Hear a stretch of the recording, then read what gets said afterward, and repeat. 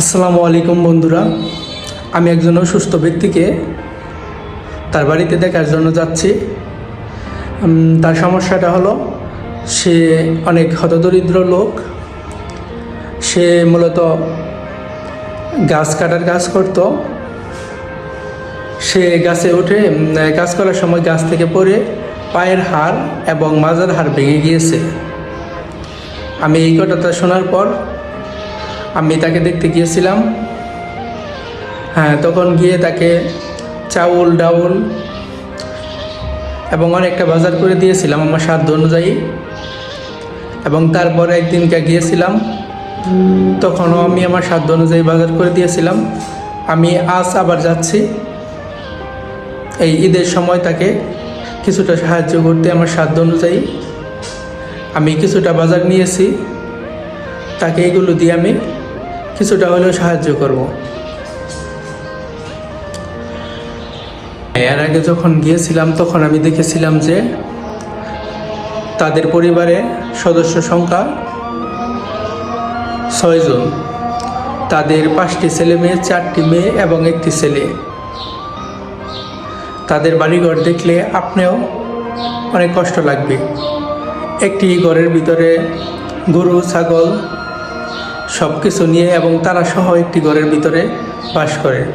এটা দেখলে আপনাদের অনেক বেশি কষ্ট লাগবে।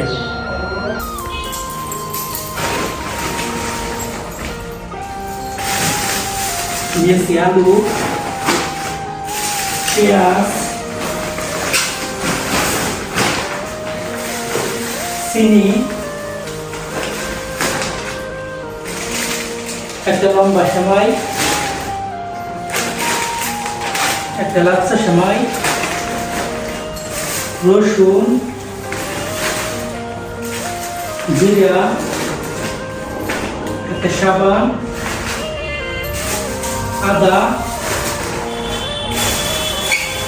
দুধের প্যাকেট,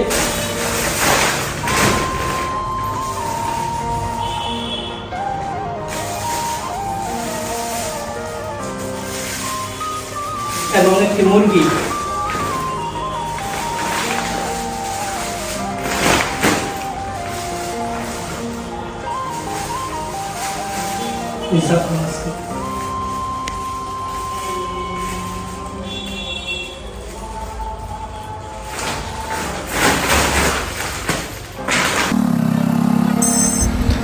এই জিনিসপত্রগুলো তাকে দেওয়ার জন্য এখন আমি তাদের বাসায় যাচ্ছি।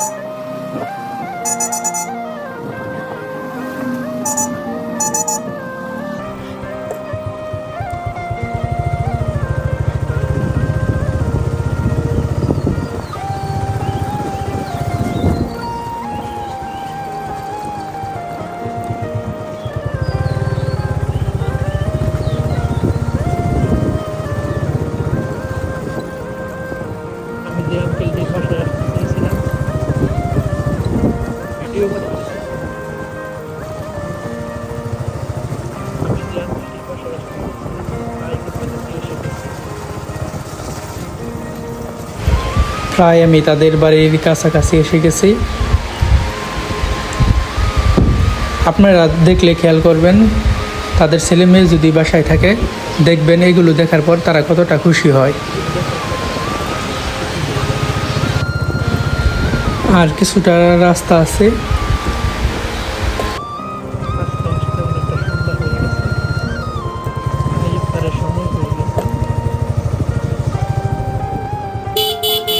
কালকে রাতে এদিকে বৃষ্টি হয়েছে। বৃষ্টি হওয়ার কারণে এদিকে রাস্তা খুবই খারাপ। আমি মোটর সাইকেল নিয়ে যে যাব এমন অবস্থাও নেই। আমি খুবই কষ্টের সাথে তাও এগিয়ে যাচ্ছি।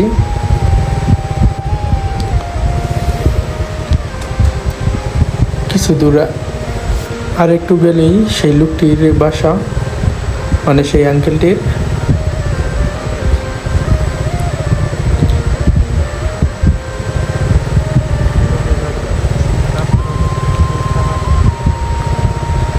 আমি যেগুলো নিয়ে যাচ্ছি, তাদের যে ছেলে মেয়ে আছে তারা যদি এগুলো দেখে, তারা দেখে অনেক খুশি হবে।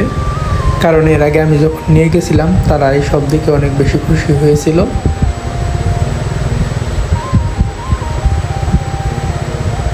সত্যি এরকম লোকদের সাহায্য করে নিজের মধ্যে আলাদা একটা শান্তি অনুভব করা যায়। এদের পরিবারে ইনকাম করার মতো সেই একমাত্র লোক ছিল, কিন্তু সেই গাছ থেকে পড়ে যাওয়ার পর তাদের পরিবার তার দুর্বল হয়ে গেছে।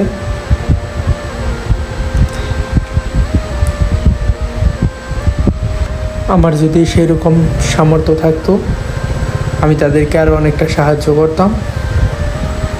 আমি যেহেতু স্টুডেন্ট, আমি এর বেশি তাকে সাহায্য করতে পারলাম না। আল্লাহ যদি সামর্থ্য দেয় তাহলে আশা করি আমি তাদেরকে আরও অনেকটা সাহায্য করব আমার সাধ্য অনুযায়ী। সামনে তাদের বাসাটা দেখা যাচ্ছে, কিন্তু এদিকে অনেক পরিমাণে কাদা থাকার কারণে আমাদের আসতে অনেকটা সমস্যা হলো। আমরা এসে গেছি তাদের বাসার সামনে, আর হয়তো কিছুটা দূর। এখান থেকে বাসাটা দেখা যাচ্ছে।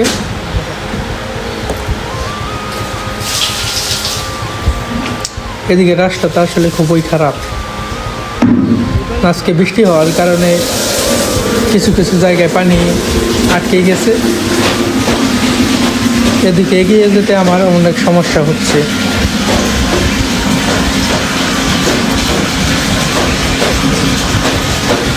আমি এসে গেছি, বাইকটা এখানে পার্ক করে তারপর যেতে হবে। ওদিকে যাওয়া যাবে না, কারণ ওদিকে যে অবস্থা। আঙ্কেলটির বাসাটি এটাই, ওই যে দেখা যাচ্ছে। আমি এখন বাজারগুলো নিয়ে এই আঙ্কেলটির বাসায় যাব। সামনে এই আঙ্কেলটির বাসা, আর ওইদিকে মোটরসাইকেল নিয়ে যেতে পারলাম না, তাই এখানে পার্ক করলাম। এখন আমি বাজারগুলো নিয়ে সেই আঙ্কেলটির বাসায় যাচ্ছি। এটাই সেই আঙ্কেলটির বাসা।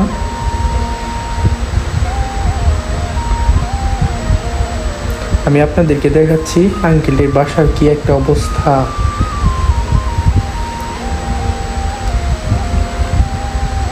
দেখেন আপনারা, এটা দেখার পর সে কতটা খুশি হয়।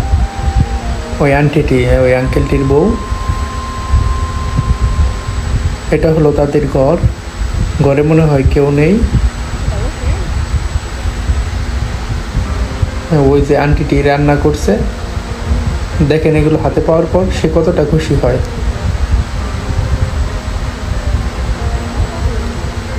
তার মুখের দিকে একবার তাকিয়ে দেখেন।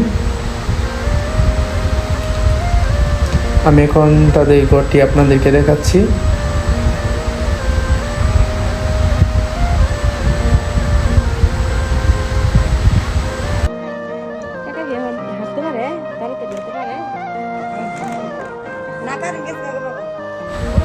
সে যাওয়ার সাথে সাথে আমাকে জিজ্ঞেস করলো আমি কেমন আছি।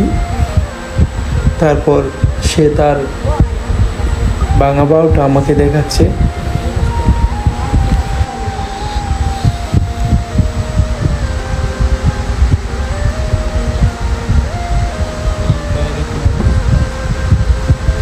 তাকিয়ে দেখেন ঘরটার কি অবস্থা। একই ঘরের ভিতরে দেখেন তারাও থাকে, এবং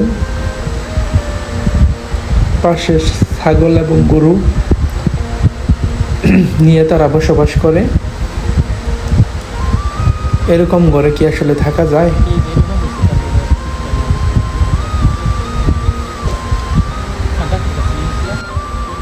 তারপর সেই আন্টিটি আমাকে এক্সরের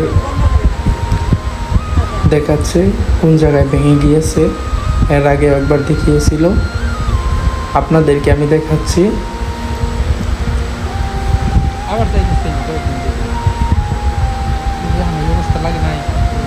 তো কাজ में तो हारी बसे ना দেখেন একেবারে কোথায় ভেঙে গিয়েছে, যদি হার না বসে দুইটা হাড় দুই দিকে চলে গিয়েছে।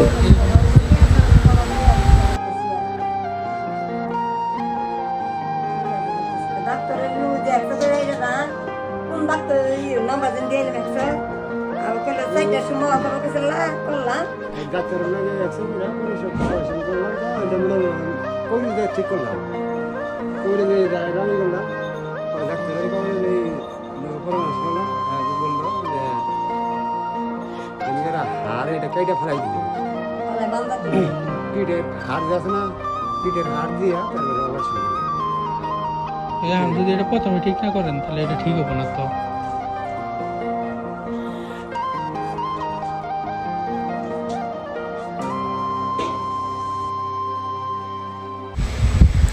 তাদের এই অবস্থা দেখে আমার অনেক খারাপ লাগছে।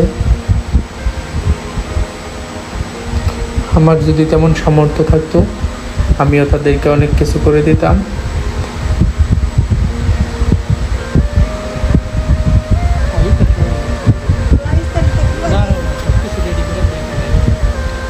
রিস্তা খোলা বা যেহেতু ইফতারের সময় হয়ে গেছে, এই আন্টিটি আমাকে বলছে বান্দা খুলে তাদের এখানে ইফতার করে যেতে।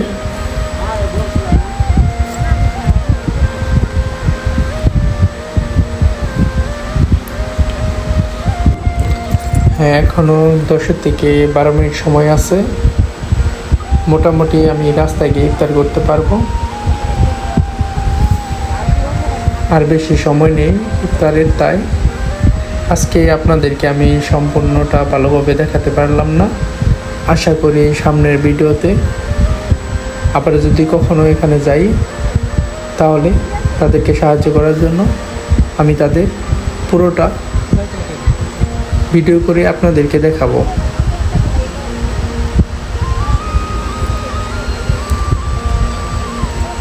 আজকের মতো এখানেই বিদায়। আমার ভিডিওটি যদি ভালো লাগে তাহলে অবশ্যই চ্যানেলটি সাবস্ক্রাইব করে এবং ভিডিওগুলোকে লাইক এবং কমেন্ট করে 57 আছে এসে বুঝতে পারছি আমাদের পাশেই থাকবেন আর দোয়া করবেন আমরা যেন এরকম মোটরসাইকেল অসহায় মানুষদেরকে সাহায্য করতে পারি।